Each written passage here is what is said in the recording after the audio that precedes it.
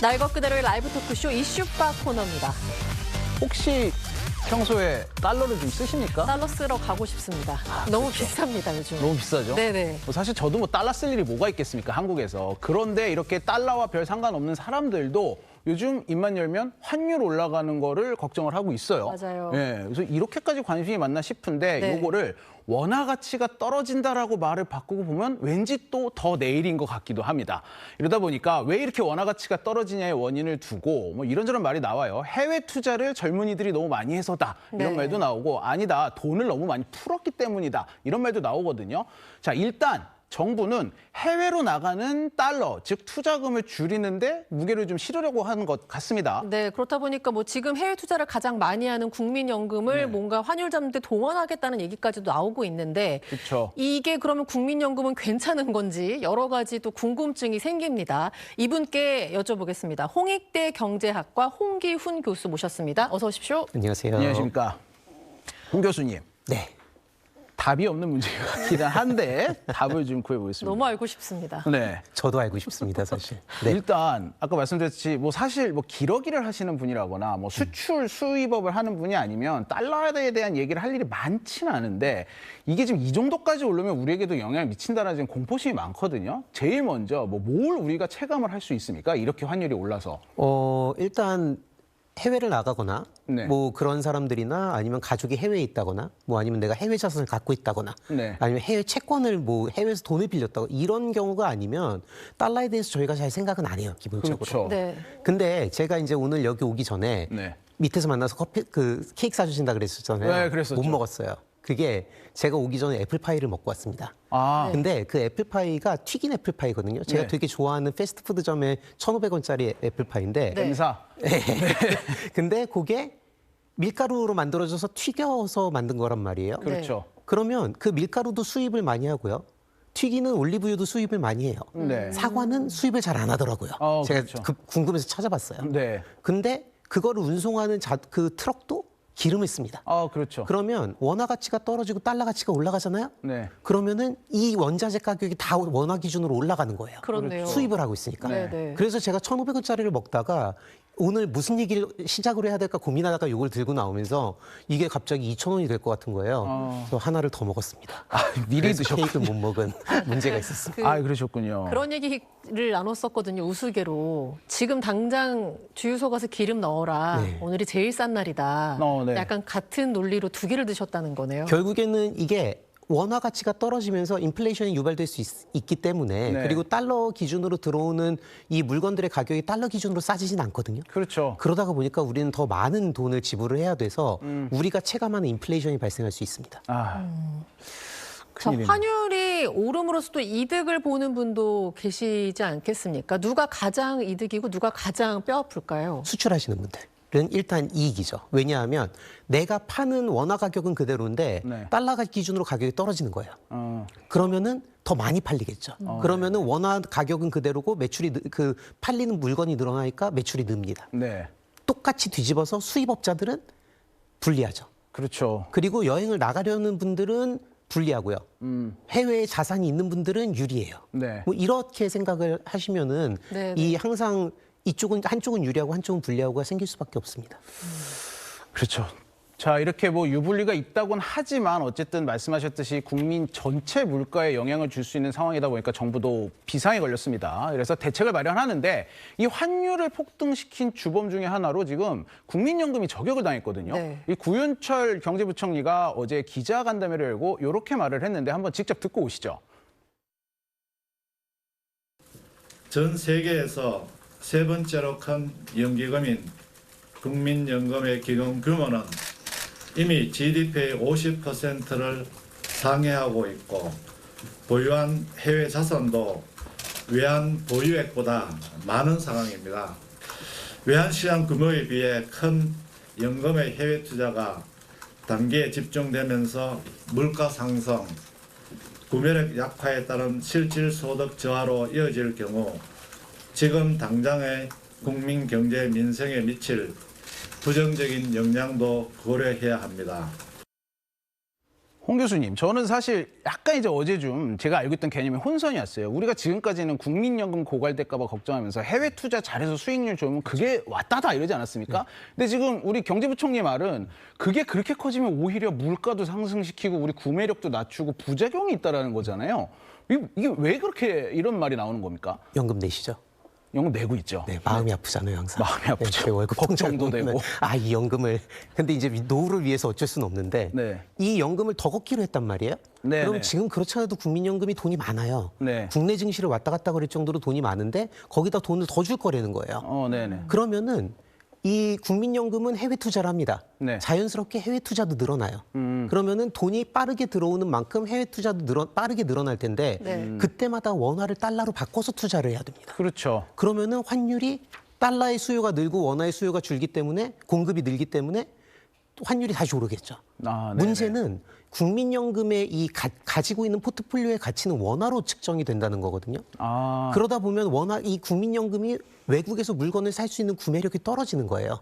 원화로 계산이 되니까. 그렇죠. 네. 이게 규모가 그냥 컸을 때는 이런 효과가 그렇게 미비하고 우리가 계속해서 돈을 쌓아서 해외에 투자를 하던 과정이었기 때문에 문제를 느끼지 못했는데 네. 갑자기 기금이 늘어나면 이런 문제가 생길 수 있는 겁니다.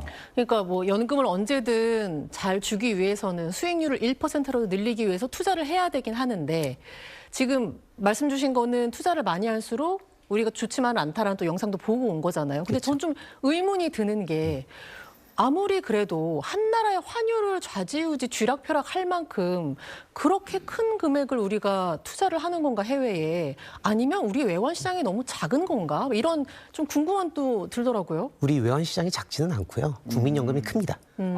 이 숫자로 좀 말씀을 드려야 이 감이 더 잘 올 것 같아서 네. 시청자분들이 네. 좀 조사를 해왔는데 정부 설명을 보면은 올해 1월부터 9월까지 우리나라가 외국에서 벌어들인 돈, 경상수지 흑자라고 하죠. 네. 이게 828억 달러예요. 네. 네네네. 근데 같은 기간에 국민연금이 해외에다 투자한 게 321억 달러입니다. 전 국민이 네. 828억 달러를 벌어왔는데 네네. 국민연금이 321억 달러 해외에다 투자한 거예요. 3분의 1을 투자한 3분의 거네요. 1이죠. 네. 그러다 보니까 이 국민연금의 이 영향력이 절대 작지 않은 거죠. 우리가 벌어온 돈의 3분의 1을 해외에다 투자하고 있는 거거든요. 네네. 네. 거기다 더해서 국민연금 해외 투자 규모가 25년 8월 기준으로 770조 정도로 추산을 하고 있습니다. 이걸 정확히 모르는 이유는 국민연금이 투자하는 전략을 모두 노출하지 않기 때문이거든요. 네, 그렇죠. 네. 근데 770조 정도 투자하지 않았을까라는 추정을 하고 있는데 네. 언론들을 보면 국민연금이 최대 400억에서 500억 달러 정도를 시장에 공급할 수 있대요. 네. 근데 우리가 외환 시장의 일평균 원달러 관련 거래가 300에서 500억 달러 사이입니다. 네네. 그러면 며칠치 거래 대금을 쥐고 있는 거예요. 그러니까 국가 전체의 그렇죠. 거래대금 며칠 국가 전체 외환 시장의 거래 대금을 공급할 수 있는 거예요. 그러다 보니까 단기적으로만 보면 국민연금이 들어오면 네. 당연히 환율의 개입이 가능하지 않을까라고 생각을 합니다. 그래서 이제 정부에서 이 국민연금을 동원하겠다란 말이 나오니까 논란이 또 되기도 했어요. 아니 수익률을 그렇게 강제로 국가에서 해외에 이만큼 투자해라 저만큼 투자해라 해서 되는 거냐 이랬더니 이제 아까 보신 그 구윤철 부총리 이제 기자회견을 한 거잖아요. 그래서 네. 여기서 근데 저는 솔직히 어떻게 하겠다는 건지 조금 이해를 못했거든요. 뉴 프레임워크다. 앞으로 새 틀을 짜겠다라고만 했는데 이 새 틀이라는 게 뭔지가 좀 궁금하기도 하고 그다음에 그래서 정말 환율을 그렇게 하면 잡을 수 있는지도 궁금하거든요. 우리가 그 두 가지씩을 좋아하잖아요. 그렇죠. 결론부터 말씀을 드리면 네. 제 생각으로는요. 국민연금 카드는 브레이크나 에어백 같은 느낌이에요. 우리가 사고가 나면 급하게 그거를 좀 막아줄 수 있는 느낌이거든요. 네. 근데 엔진을 바꾸지 않으면 사실 차 사고를 막을 수는 없어요. 그렇죠. 네. 그거를 생각해 보면 이제 네. 저는 국민연금이 이 그림에 들어오는 거를 이해하기가 조금 쉽지 않을까라고 생각을 해서 비유를 가져왔는데요. 네. 어제 정부가 언급한 이 워딩을 좀 볼 필요가 있습니다. 네네. 뭐냐면 동원하는 게 아니라 수익률을 극대화하는 범위 안에서 외환시장 안정을 도모하겠다라고 말을 한 겁니다. 그게 좀 애매해요. 무슨 소리인지. 네. 이게 뭐냐면 네. 속도 조절하겠다는 건가요? 맞습니다. 네, 딱 그 얘기거든요. 뭐냐면 해외 투자를 기계적으로 줄이면 네.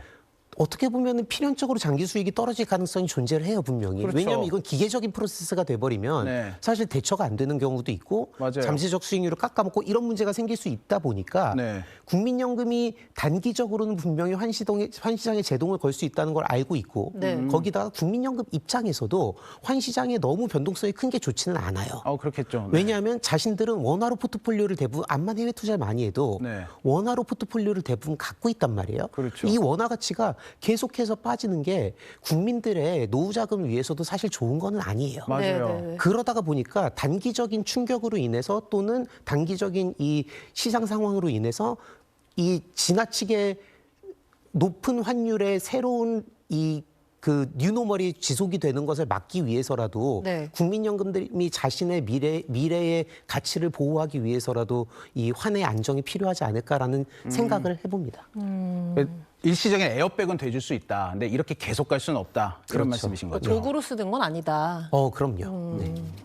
국민연금을 이렇게 활용하는 데 있어서 또 교수님이 생각하는 위험성, 리스크는 또 뭐가 있는지 궁금한데요. 이런 게 이제 저희 전문 영역이거든요. 그렇죠. 항상 리스크에 대한 얘기를 저희는 하다 보니 네. 일단 수익률 리스크가 저희가 방금 얘기한 얘기입니다. 맞아요. 그 수익률 리스크가 있는 게 해외 투자를 지나치게 억제를 해버리면 네. 환에서 얻을 수 있는 이익보다 수익에서 잘려나가는 위험이 그 규모가 더 커져서 네. 수익률이 줄어들 수 있다는 문제가 있어요. 네, 네, 그래서 네. 지나치게 해외 투자를 억제하는 거는 어렵다라는 게 이제 저희가 아직까지 해온 얘기고요. 여기에 더해서 거버넌스 리스크가 있습니다. 이게 뭐냐면 정부가 원하는 대로 국민연금의 자금이 운용이 될 수 있다라는 잘못된 시그널을 시장에 주게 되면은 국민들이 불안해할 수 있죠. 그렇죠. 그러다가 보니까 그 부총리께서도 그렇게 말씀을 하신 게 우리는 그렇게 생각을 하는 게 아니고 우리는 이 국민연금의 뉴 패러다임을 만들기 위해서 지금 노력을 하고 있는 중이다라고 말씀을 하셨고 물론 그 말을 믿고 안 믿고는 개인의 선택이겠지만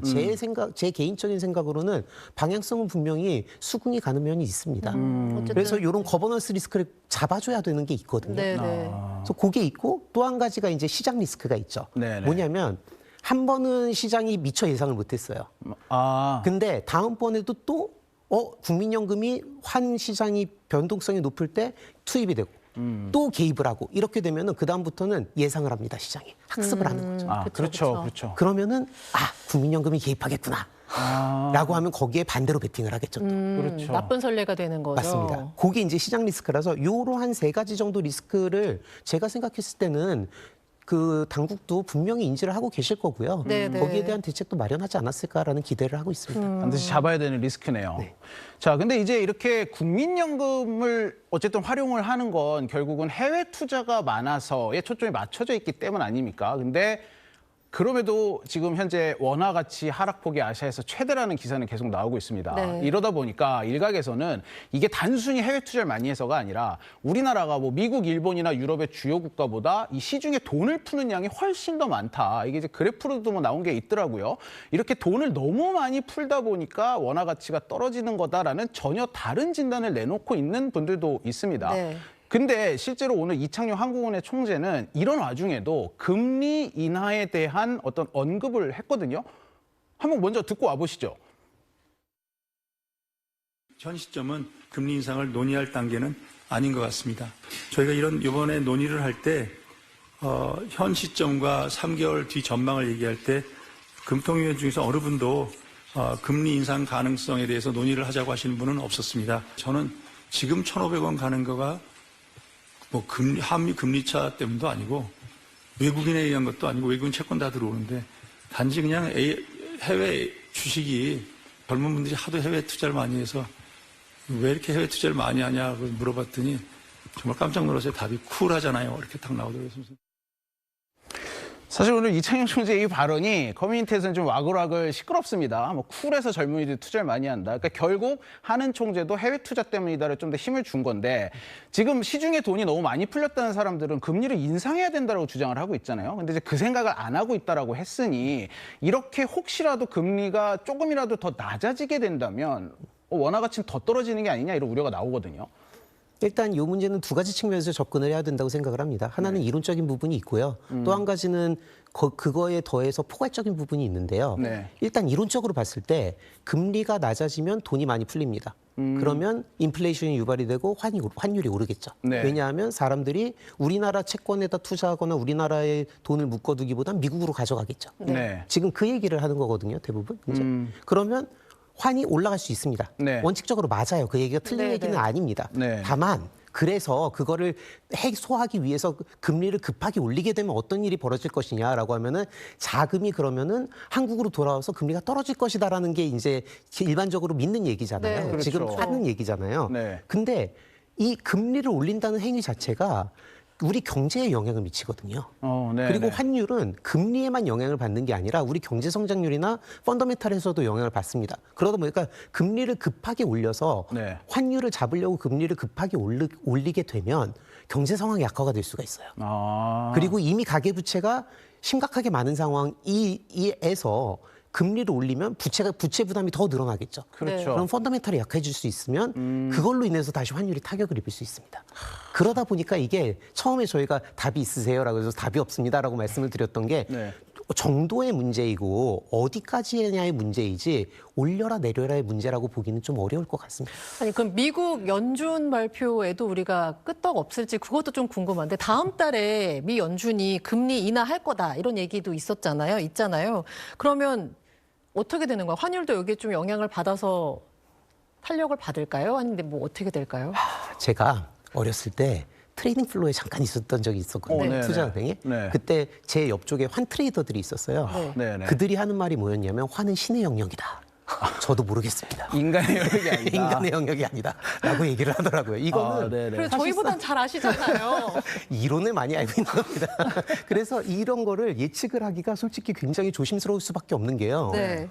그 사이에 무슨 일이 벌어질지 몰라요. 그렇죠. 근데 환이라는 존재가 어쩔 때는 굉장히 견고하고 이 무딘 존재다 보다가 어느 순간엔 또 굉장히 예민한 아이가 될 수 있기 때문에 솔직히 그 나중에 있을 꽤 시간이 지나서 있을 미국의 이 기준금리 내리는 상황에 대해서 우리가 그럼 그때 기준을 내렸다, 올렸다. 그대로 다 다를 수 있거든요, 시나리오들이. 그러다 보니까 뭐라고 확답하기가 참 어렵습니다. 다음 달 돼봐야 알겠군요. 맞습니다. 네. 시간 관계상 짧게 마지막 질문 드릴 텐데 사실 우리가 몇 달 전까지는 환율 1,400원대, 1,300원대에 살고 있었단 말이에요. 이때로 다시 1,300원대로 돌아갈 수 있을까요? 신의 영역이긴 한데 경제학사로서. 네, 참 모르겠습니다. 일단. 근데 네. 지금 저희가 걱정을 하는 거는 1,400원대의 환율이라기보단 네. 1,400원대 환율이 뉴노멀이 되어서 오랫동안 유지가 되는 게 걱정인 겁니다. 그렇죠. 그게 뭐냐면 현재의 1,400원대 환율이 위기로 인한 결과가 아니라요. 네. 이게 위기의 시작점이 될 수 있다는 데서 사실 걱정이 되는 거거든요. 네. 지금 1,400원대는 2008년이나 아니면은 98년 위기 때랑은 완전히 결이 다릅니다. 다르죠. 이거는 펀더멘탈에 의한 거지 수급에 의한 문제가 아니었다 보니까 네.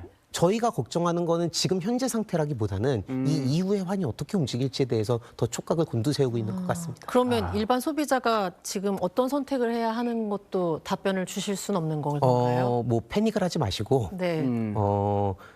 자신의 그 중심을 잘 잡으시는 항상 시장의 변동성이 높아질 때는 네. 자기 중심을 잡는 게 굉장히 중요하다고 생각을 합니다. 교과서 위주로 공부를 하시고. 네. 알겠습니다. 말씀 여기까지 듣겠습니다. 고맙습니다. 감사합니다. 감사합니다. 네, 잠시 중간 광고 보고 만나겠습니다.